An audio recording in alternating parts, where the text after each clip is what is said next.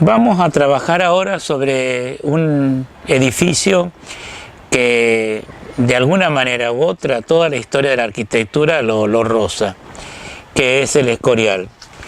Lo vamos a dividir en varias partes y esta es la primera. Para ubicarnos, volvemos de nuevo a traer a colación a los protagonistas contemporáneos de esta situación. A Enrique VIII con Hampton Court, a Carlos V con su trabajo en la Alhambra de Machuca, que no lo termina, y a Francisco I con Chambord. Y acá nos vamos a ubicar en un eje de tiempo a donde realmente el Escorial, que está acá, con su protagonista que es Felipe II, lo ubicamos en esta franja de tiempo. Una franja de tiempo en la que está Isabel I, Isabel la reina de Inglaterra, incluso Felipe II contra ella le manda la Armada Invencible. Enrique VIII, el padre de ella, ya desapareció. Carlos V, el padre de Felipe II, también desaparecieron. Y en Francia está Enrique IV, con una posición completamente distinta a la de Felipe II. Pero en realidad Enrique IV y Enrique II arman un complejo en Francia que sería interesante después de dilucidar. Por ahora vamos a centrarnos acá, en el Escorial. El Escorial es la obra de Felipe II, como estamos acá ubicándolo, y Felipe II, como causa filiatoria, podemos ubicarlo, nacido alrededor de 1527 y muere en 1598, quiere decir que tiene una vida bastante larga. Pero además de eso y de todos los reinados, los territorios que tiene inmensamente poderosos, tiene una vida bastante triste y a su vez taciturno. Acá este es un escrito de él, podemos ver la letra, esta es la letra de él, esta es su firma, yo el rey, este es su escudo y sus monedas.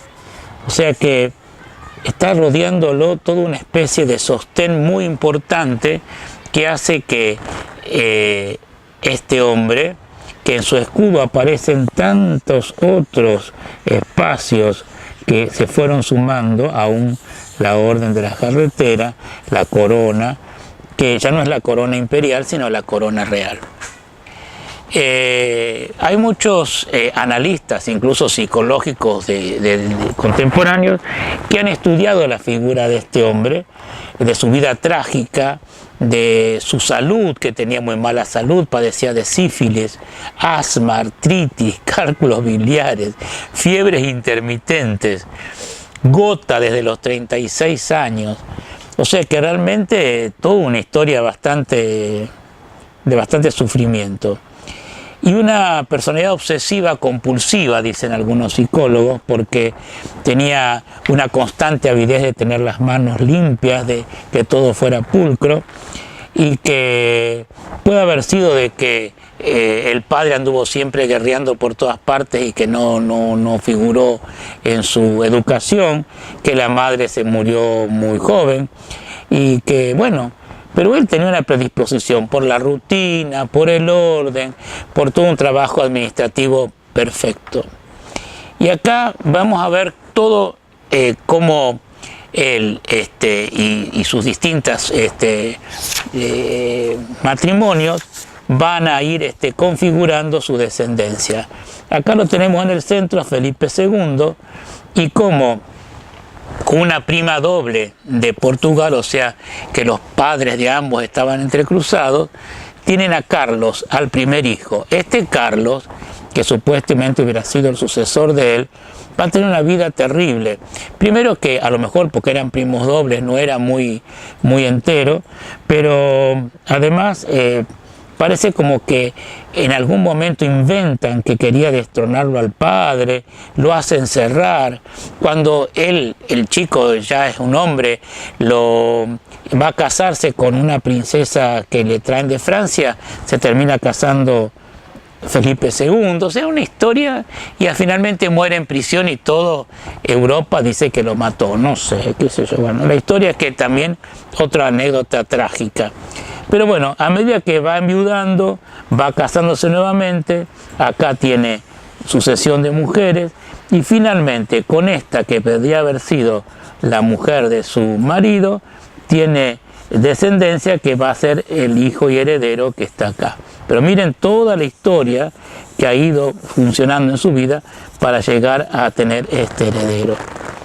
Eso hace justamente que también en su parte del linaje, como venimos de Felipe y de Juana, que van los Habsburgo, como va juntándose en Felipe II toda una serie de herencias que conforman un espacio geográfico que acá lo vemos, que es América, era toda, pero la conocida es justamente esta parte, Europa, que tiene España, que tiene el sur de Italia, que tiene el norte, todo lo que puede tener en la parte de las Filipinas y toda la parte del Océano Pacífico, y es evidente en el Índico, es un espacio territorial inmenso, inmenso. Y a su vez sus guerras, las guerras que mantiene justamente cuando trata de frenar los turcos, cuando trata de frenar la sublevación de los Países Bajos, a donde arman un puente para agarrar para el sitio de la ciudad por Alejandro Farnesio, que es formidable. Y en esta imagen lo que nos interesa ver también es cómo la ciudad estaba atrincherada, con murallas, con bastiones, y estaba totalmente cerrada. Y este es el puente del esquema de Farnesio. La batalla de Lepanto, a donde justamente pone freno a los turcos, que si no de vuelta hubieran tenido un predominio mayor que el del Mediterráneo. Y acá en esta imagen la armada y el rompimiento del cielo, a donde se agradece a Dios el poder haber contenido la invasión turca por la Liga Santa. Esta batalla de Lepanto, hay un señor conocido, que es Cervantes, que pierde una mano y por eso le llamaban el Manco de Lepanto. Ahí está dando vuelta. O sea que miren también con quién es contemporáneo, con Cervantes y con Shakespeare. Shakespeare, Isabel I en Inglaterra y él en España. Quiere decir que lo que leemos de Cervantes, de la antigua caballería que Don Quijote está ironizando, es la contemporaneidad de Felipe II. Y contra Isabel I, que manda la batalla que no se produce de la Armada Invencible, que son un montón de barcos queriendo conquistar la isla para volverla a la parte cristiana a Isabel, a los ingleses. O sea que un rey sumamente empeñado en restablecer el culto católico, en restablecer a donde no lo tenían, Inglaterra, los turcos. Y hablando de guerras, todo lo que tiene en América. América es para él realmente un espacio de conquista. Un espacio de conquista y de fundación de ciudades a medida que iban conquistando. Desde la época de su padre, de Carlos V, todo el reinado de Felipe II va a ser justamente el establecimiento de los españoles en las colonias americanas. Las guerras. Vamos ahora a su corte, es decir, cuál era su entorno inmediato. Y ahí miren, el grupo de asesores y el grupo de sirvientes. La corte era un conjunto enorme de gente que se trasladaba con el rey. Carlos V nunca se quedó quieto, siempre fue de un lado al otro y su corte deambulaba. Y muchas veces le llaman corte de casa del rey, a la corte, a la gente que lo rodea. Y en muchas ocasiones estos traslados se hacen a monasterios. ¿Por qué? Porque en el monasterio era un lugar estable, que estaba limpio, había comida y estaban los monjes que los atendían. Por eso, cuando Carlos V, el padre de Felipe II, decide retirarse y abdicar en favor de su hijo, decide residir en el monasterio de Yuste, o sea que en el monasterio se le arma un palacio anexo para que el rey quede ahí hasta que Dios mande, y los monjes lo atendían. Además, los monasterios eran sitios sagrados, entonces de alguna manera siempre estaban protegidos de lo que podía ser un asalto de inseguridad. Tenían miedo. La Casa Real era todo el órgano que rodeaba al rey. Y había mayordomos, acá les puse, que se ocupaba cada uno, el bureo, que se reunía los lunes y viernes en dependencia para ver qué hacían, los que ocupaban, se ocupaban de la comida, los que se ocupaban de la ropa, los que se ocupaban del mobiliario, y los gastos, los enormes problemas financieros que él tenía. Si nosotros vemos cómo gastaba su dinero, acá tenemos una tabla de cálculo de inversiones, que los gastos ordinarios eran de 3.125.000, mientras que las casas reales, el gobierno, la diplomacia y todo lo demás, tenía parte, pero los intereses de préstamo eran de 1,5 millones. Quiere decir que todo este dinero, parte venía de su dinero, de las conquistas y de sus colonias, pero era de préstamo, o sea que también tenía muchísimos intereses de banqueros. Quiere decir que los banqueros eran realmente quienes se llevaban el botín de todo esto.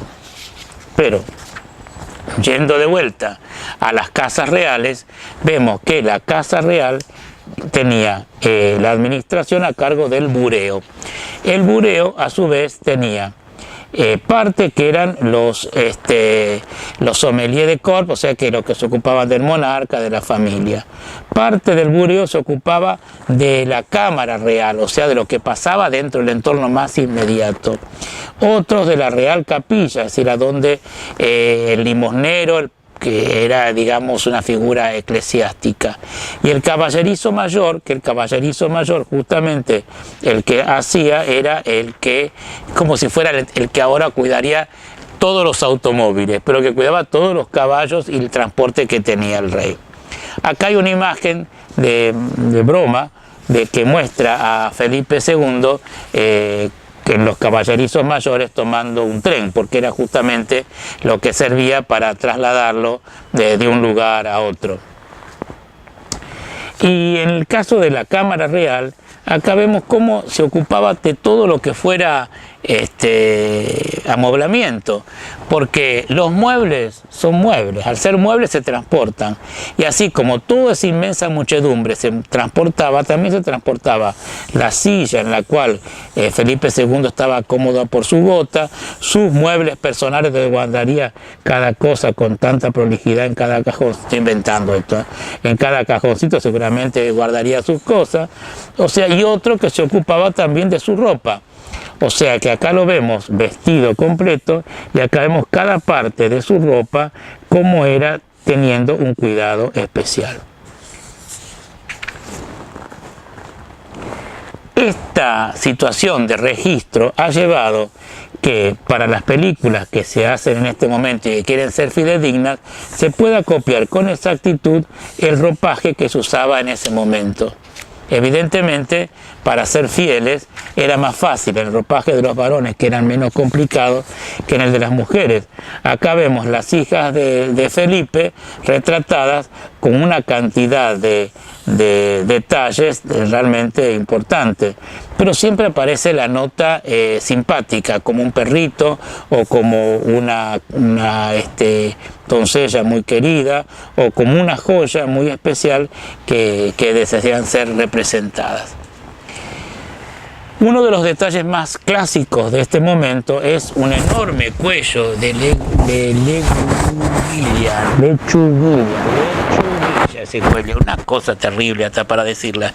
Miren cómo se planchaba, era todo una especie de plisadito que tenía que ir uno con otro, con este elemento que los iba sosteniendo, y que se iba formando todo ese plegado alrededor del cuello para exaltar la cara, olvidándose de la unión de la cabeza con el cuerpo. Acá vemos, por ejemplo, cuando Felipe II se casa con la María Tudor, están los perritos, está el espacio donde están sus blasones y una ventana representando una salida, porque justamente sería la unión entre España e Inglaterra, que después no se produce.